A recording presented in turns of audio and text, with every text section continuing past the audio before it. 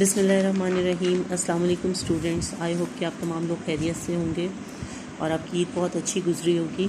बस today we are going to start our next chapter which is unit 2 real and complex number. पहले हमने chapter 1 किया था, then we have done chapter 3। Now today we are going to start chapter 2 unit 2 real and complex number. बहुत easy chapter है, बहुत छोटा सा chapter है। सिर्फ जो उसकी डेफिनेशंस वगैरह हैं जो मैं आपको साथ साथ करवा रही हूँ, आपको करते रहें तो आपके लिए इंशाल्लाह प्रॉब्लम नहीं होगा। इसमें जो आपकी डेफिनेशंस हैं वो बहुत ज़्यादा इंपॉर्टेंट है, इसलिए मैंने डेफिनेशन से स्टार्ट किया है। आज के लेक्चर में कोशिश करूँगी जितनी मैक्सिमम आपको डेफिनेशंस में करवा सकी। जो फर्स्ट वन आपकी डेफिनेशन है that is for real number.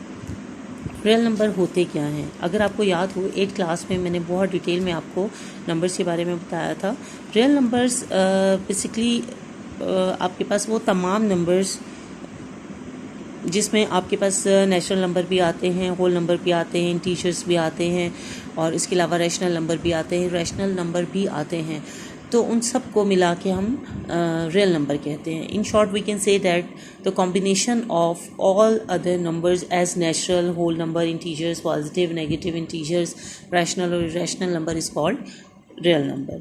अब इंडिविजुअली हम पढ़ लेते हैं। सबसे पहले मैंने आपसे कहा नेचुरल नंबर। नेचुरल नंबर आपके कौन से नंबर्स होते हैं? The numbers 1 2 3 are use for counting certain objects is called natural number. The set of natural number is denoted by n. जो चीज़ आपको याद रखनी है वो ये कि किस नंबर से, किस अल्फ़ाबेट से हम इसको डिनोट कर रहे हैं। और मैथमेटिकली हम उसको कैसे लिखते हैं कि n इज़ इक्वल टू 1 2 3। ये डॉटेड लाइंस का मतलब भी अगर आपको याद हो तो मैंने 8 में आपको करवाया था, that means it will continue, इसका कोई एंड नंबर नहीं है। तो नेचुरल नंबर सिंपल स्टार्ट होते हैं 1 से और ये आपके कंटिन्यू रहते हैं जब तक कि आपके किसी क्वेश्चन में आपको डिफाइन ना कर दिया जाए कि इतने नेचुरल नंबर की हम बात कर रहे हैं। नेक्स्ट आपके पास है whole number. If zero is included in the set of natural number then it is called the set of whole numbers and denoted by W। यानी होल नंबर आपके नेचुरल नंबर में अगर हम सिर्फ ज़ीरो का इजाफा करते हैं तो हमारे होल नंबर बन जाते हैं। W से हम इसको शो करते हैं। यहाँ पे आप देख लें 0 1 2 3 4 ऑनवर्ड ये आपका इन्फिनिट है। इंटीजर्स है, the set of integers is donated by Z and mathematically it is written by. एक मेथड इसको लिखने का ये है, एक मेथड इसको लिखने का ये है। ये आपका टाइम लाइन या नंबर लाइन में हम जब जिस तरह लिखते हैं उस तरह भी लिख सकते हैं और आप इसको सिंपल भी लिख सकते हैं। इंटीजर्स बेसिकली होते क्या हैं? आपके होल नंबर में जब हम प्लस माइनस के साइन के साथ उसको शो करते हैं पॉजिटिव या नेगेटिव वे में तो that they are called integers.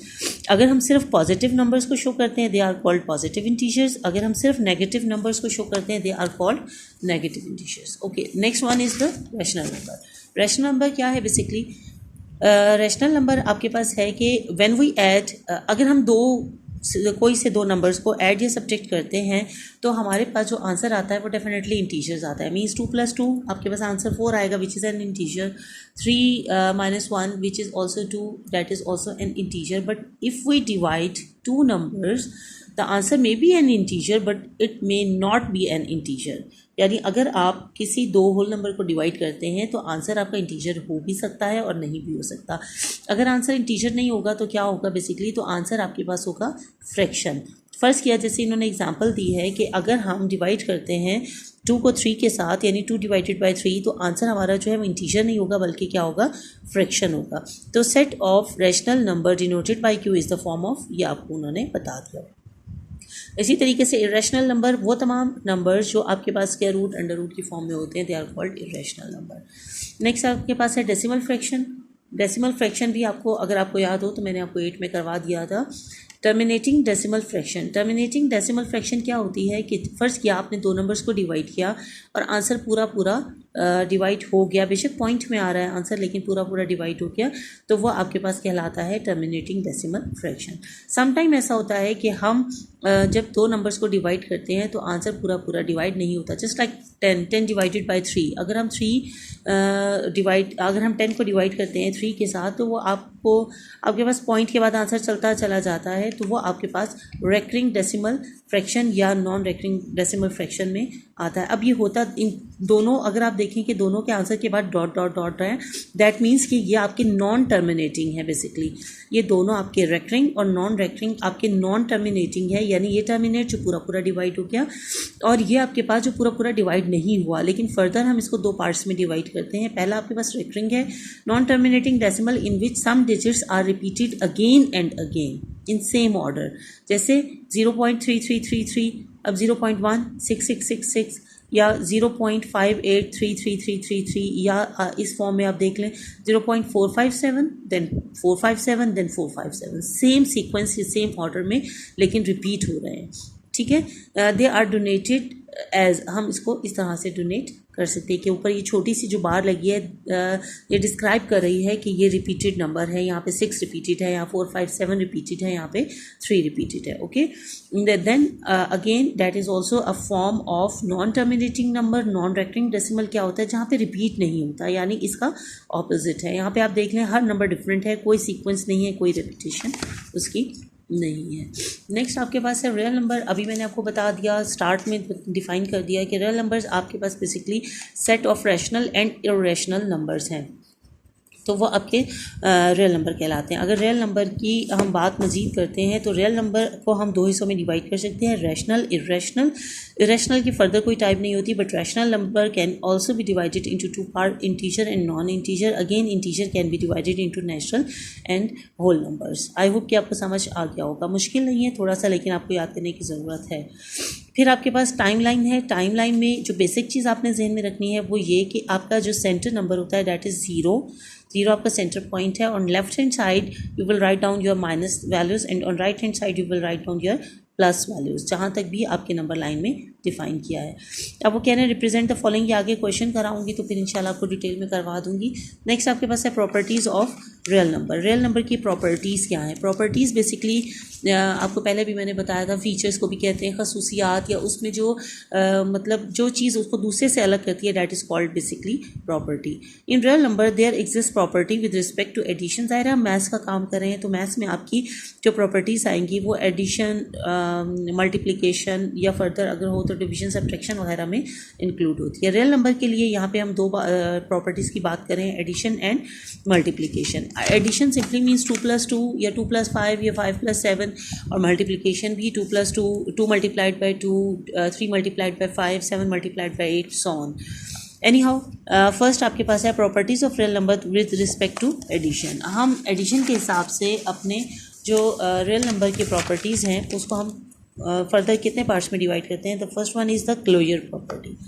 Some of any two real number is again a real number. Simple सी बात है कि अगर हम दो रियल नंबर को मल्टीप्लाई करेंगे तो आंसर भी हमारे पास रियल नंबर ही आएगा।